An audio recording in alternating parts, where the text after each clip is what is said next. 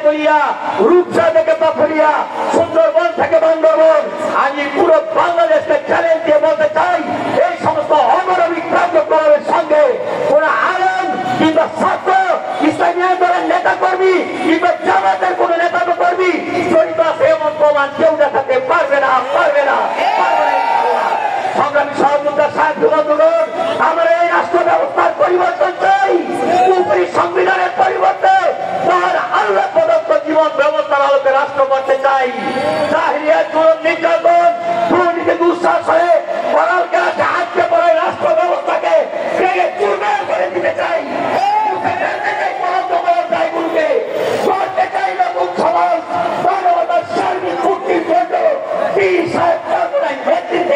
আমরা শান্তির অভিষ্ঠ পালিয়ে যেতে চাই। সংগ্রামী সহযোদ্ধা সাহায্য বন্ধুগণ, আগামীর বাংলাদেশ, হাত পাখার বাংলাদেশ, আগামীর বাংলাদেশ ইসলামের বাংলাদেশ।